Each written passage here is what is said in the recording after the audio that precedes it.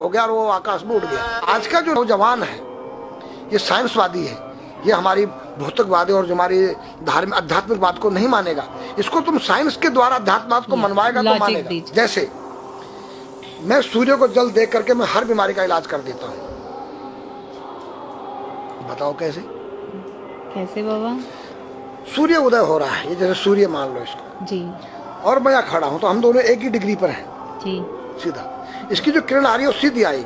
जी, मैंने स्नान किया, जी, मेरा बदन गीला है जी, और मैंने तांबे के लोटे में जल भरा तो तांबा कॉपर है, कॉपर में जब जल भर दिया तो कॉपर वाटर हो गया। राइट। और मैं अपने सिर के ऊपर से गिराया जी, और सूर्य का प्रकाश उसमें विटामिन डी रेडियम को लेकर टकराया जी, तो क्या बनेगा? रेनबो बनेगा, इंद्रधनुष बनेगा, 7 कलर बनेंगे जो हमारे साथ कहते सूर्य के 7 घोड़े हैं। अब उसमें जो हरा रंग है क्लोरोफिल का है, जो पत्तियों में पाई जाती है, विटामिन डी और रेडियम से लैस है। वो मेरे मस्तक पे, मेरी आंख पे, मेरे कंठ पे, मेरे हृदय पे, मेरे फेफड़े पे, मेरे लीवर पे, मेरे पित्त पे, मेरे आमाशय पे, मेरे गुर्दों पे जब वो गिरेगा क्या करेगा? ऐसे 6 रंग कलर और बचे हैं, बैंगनी है, ऑरेंज है, नीला है। तो ये क्या करेंगे? किस चीज के प्रतीक है? जब हरा रंग क्लोरोफिल का है और डॉक्टर कहता हरी पत्तियां खाओ, सब्जियां खाओ, उसमें आपको आयरन मिलेगा। तो अब वो जो विटामिन डी से जो हरा रंग पैदा हुआ है सूर्य की किरण से कॉपर वाटर में, वो क्या करेगा? कोई वैज्ञानिक बताए तो सही मुझे।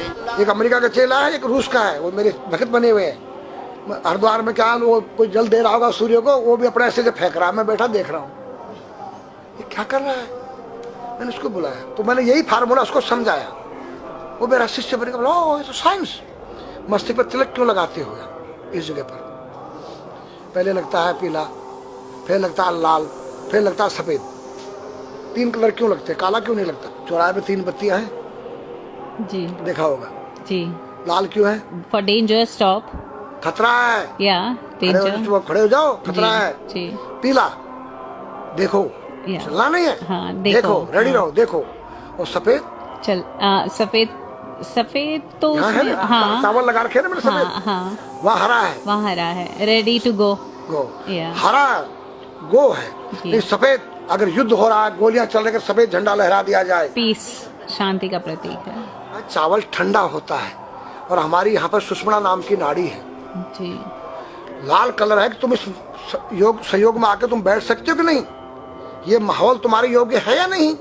या जुआ चल रहा है, या शराब पी जा रही है, क्या तुम बैठ सकती हो? देखो पीला कलर है, देखो, आना नहीं, जाना नहीं, देखो। ओ खतरा है या ठीक नहीं है, चलो।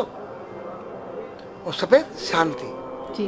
क्या है? शांति है, बैठ सकते हैं। तो ये हमारी जो है संस्कृति में एक वैज्ञानिक है। जब हम खाते हैं गैस बनती है, तो चावल जब पानी में भीगे बाद ठंडा हो जाता है और हमारी सुषुम्ना नाड़ी पर जब लग गया है तो उस नाड़ी को ठंडा करने लग गया है। उस नाड़ी से कोई गर्म गैस को ऊपर चढ़ने नहीं देगा। और हमारे सिर ब्रह्मांड में, हमारे सिर के अंदर कोई ऐसी वायु गैस जाकर तुम्हारे सिर को परेशान नहीं कर सकता है। तो मेरे पास जितने हमारे शास्त्र पुराण ग्रंथ हैं ये साइंस है।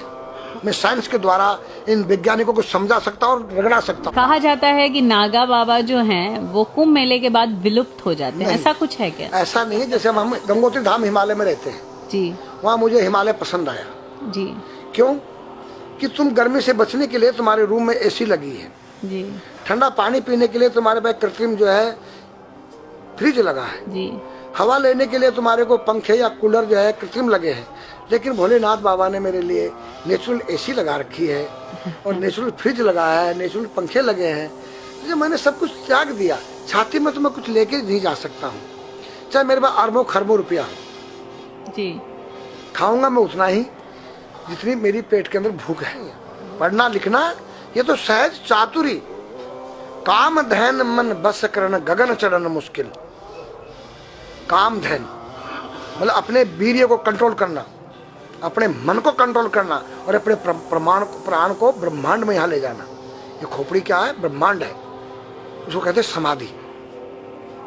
सारे शरीर के प्राणों इकट्ठा करके इस ब्रह्मांड में मस्तिष्क में ले जाके बैठ जाना, जिसको ब्रह्मरंध्र कहते हैं, उस गुफा के अंदर। ये 3 वस्तु मुश्किल है, बाकी सब आसान है। अपरिग्रह मतलब उतना रखो जितना तुम्हें आवश्यकता है, अधिक मत रखो।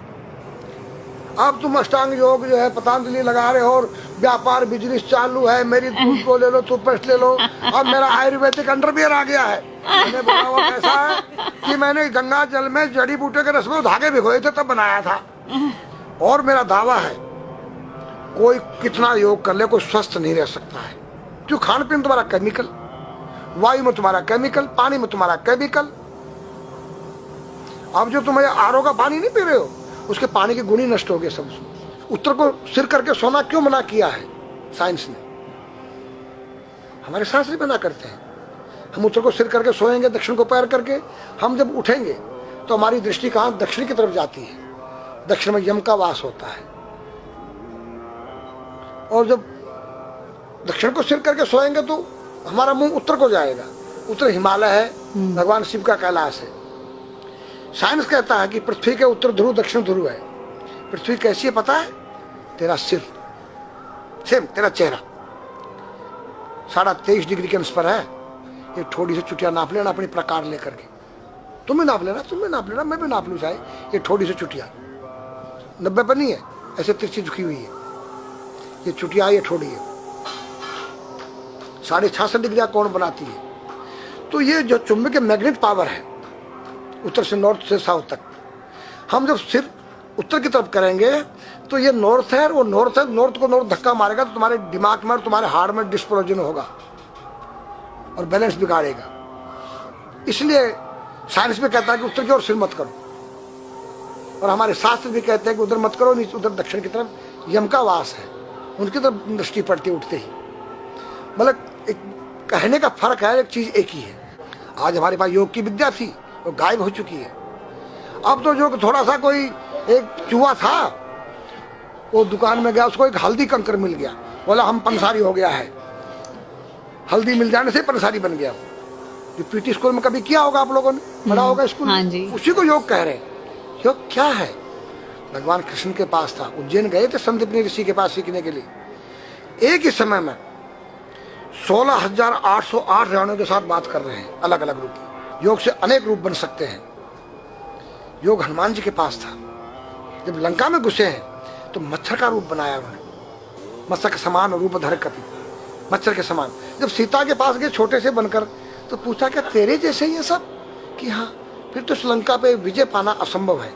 तो हनुमान ने पहाड़ का जैसा रूप दिखाया, हिमालय जैसा। सर्जविन करना, अपने प्राण को निकाल के मुर्दे में डाल देना, उसको प्रकाया प्रवेश कहते हैं, जो आज है ही नहीं, लुप्त हो गई। जो जानता उसने किसी को बताता नहीं।